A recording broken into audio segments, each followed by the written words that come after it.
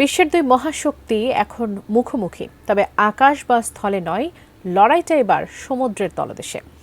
যেখানে যুক্তরাষ্ট্র একসময় ছিল অপ্রতিদ্বন্দ্বী, সেখানে চীনের সাবমেরিন তৈরির গতি এখন খোদ মার্কিন নৌবাহিনীকেও ভাবিয়ে তুলছে। ওয়াশিংটনের শ্রেষ্ঠত্ব কি তবে সময়ের ব্যবধানে ধুলোয় মিশে যাবে? বিস্তারিত জানাচ্ছেন মিরাজ হোসাইন। শান্ত নীল জলরাশির নিচে নিঃশব্দে চলছে এক বিশাল শক্তির মহড়া। কয়েক দশক ধরে যে মহাসাগরের একক আধিপত্য ছিল যুক্তরাষ্ট্রের দখলে, সেখানে এবার ভাগ বসাতে মরিয়া হয়ে উঠেছে চীন। আন্তর্জাতিক থিঙ্ক ট্যাঙ্ক IISS এর সম্প্রতি এক প্রতিবেদন কাঁপিয়ে দিয়েছে বিশ্ব রাজনীতিকে। প্রতিবেদনটিতে দাবি করা হয়েছে, পারমাণবিক সাবমেরিন উৎপাদনে ওয়াশিংটনকে ছাপিয়ে যাচ্ছে বেইজিং। IISS এর প্রতিবেদনটিতে বলা হয়েছে, গত 5 বছর ছিল চীনের সাবমেরিন শিল্পের এক স্বর্ণযুগ। 2021 থেকে 2025 সালের মধ্যে সাবমেরিন তৈরিতে চীন এগিয়ে গেছে বহুদূর। এই সময়ে চীন সাগরে নামিয়েছে 10টি সাবমেরিন, বিপরীতে যুক্তরাষ্ট্র নামিয়েছে 7টি। ওজনের দিক থেকেও চীন অনেকটা এগিয়ে। চীনের সাবমেরিনের মোট ওজন ৭৯,০০০ টন, যা যুক্তরাষ্ট্রের ৫৫,৫০০ টন। প্রতিবেদনে আরও জানানো হয়, এই চিত্র 2016 থেকে 2020 সালের তুলনায় ভিন্ন। ওই সময় চীন মাত্র 3টি সাবমেরিন যুক্ত করেছিল, মোট ওজন ছিল 23,০০০ টন। একই সময় যুক্তরাষ্ট্র যুক্ত করেছিল 7টি সাবমেরিন, মোট ওজন ৫৫,৫০০ টন। তবে সাগরে নামানো সব সাবমেরিনই সক্রিয় বহরে যুক্ত হয়েছে এমন নয়। সক্রিয় বহরের হিসাবে যুক্তরাষ্ট্র এখন বড় ব্যবধানে এগিয়ে আছে। Korean super spicy flavor in Mr. Noodles. Oh bro, what a chat.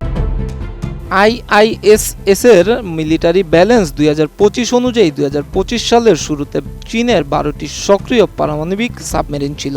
এর মধ্যে 6টি ব্যালিস্টিক ক্ষেপণাস্ত্র বোট, বাকি 6টি গাইডেড মিসাইল বা অ্যাটাক বোট। অপরদিকে যুক্তরাষ্ট্রের মোট সাবমেরিন 65টি, এর মধ্যে 14টি ব্যালিস্টিক মিসাইল বোট। চীনের 46টি প্রচলিত শক্তির সাবমেরিনও রয়েছে বলে জানা গেছে, তবে যুক্তরাষ্ট্রের এ ধরনের কোনো সাবমেরিন নেই। তাদের সবকটি পারমাণবিক শক্তিচালিত, ফলে নিয়মিত জ্বালানি নেয়ার প্রয়োজনও হয় না। প্রতিবেদনে বুম টাইম অ্যাট বোহাই শিরোনামে বলা হয়েছে, সাবমেরিন বহর বাড়াতে চীন অবকাঠামো সম্প্রসারণ করেছে। উত্তর চীনের হুলুদাও ইয়ার্ডে বোহাই শিপিং বিল্ডিং হেভি ইন্ডাস্ট্রি কোম্পানিকে বড় করা হয়েছে।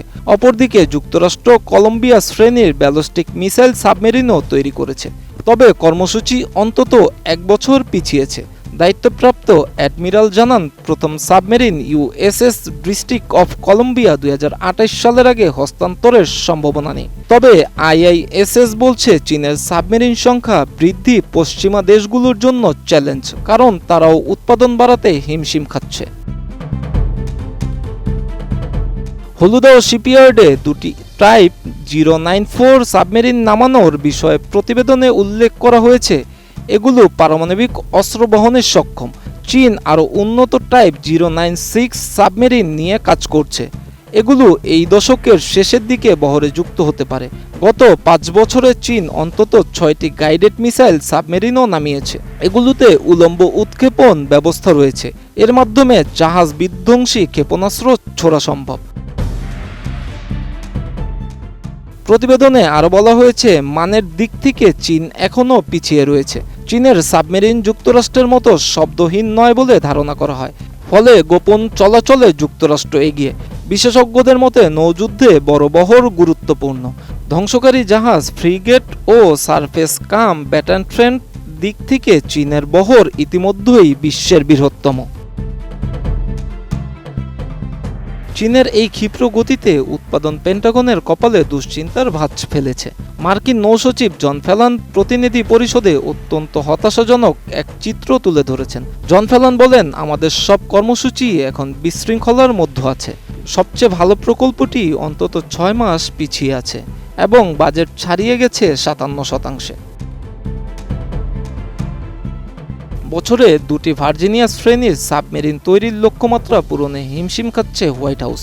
2022 সাল থেকে সরবরাহ করা হয়েছে গড়ে মাত্র 1.1টি সাবমেরিন। সংকটের এখানেই শেষ নয়। 2030 সাল নাগাদ পুরনো লস অ্যাঞ্জেলস শ্রেণীর সাবমেরিন অবসরে গেলে মার্কিন অ্যাটাক সাবমেরিনের সংখ্যা 47-এ নেমে আসার শঙ্কা রয়েছে। নির্মাণ লক্ষ্যমাত্রা পূরণ হলে 2032 সালে এই সংখ্যা বেড়ে 50-এ পৌঁছাতে পারে। তবে এই কিউএস চুক্তির আওতায় অস্ট্রেলিয়াকে 3 থেকে 5টি ভার্জিনিয়া শ্রেণীর সাবমেরিন বিক্রির পরিকল্পনা স্বল্পমেয়াদে বহর বৃদ্ধির পথে বাধা হতে পারে বলে জানা গেছে। প্রতিবেদনে আরও বলা হয়েছে, আসন্ন এই সাবমেরিন ঘাটতির বিষয়টি প্রথম উঠে আসে 1995 সালে। এতে সতর্ক করে বলা হয়েছে, এই ঘাটতির সময় পারমাণবিক অ্যাটাক সাবমেরিন বহরের ওপর বাড়তি চাপ তৈরি করতে পারে। একই সঙ্গে চীনের মতো সম্ভাব্য প্রতিপক্ষের বিরুদ্ধে প্রচলিত প্রতিরোধ সক্ষমতা দুর্বল হওয়ার ঝুঁকিও থাকতে পারে।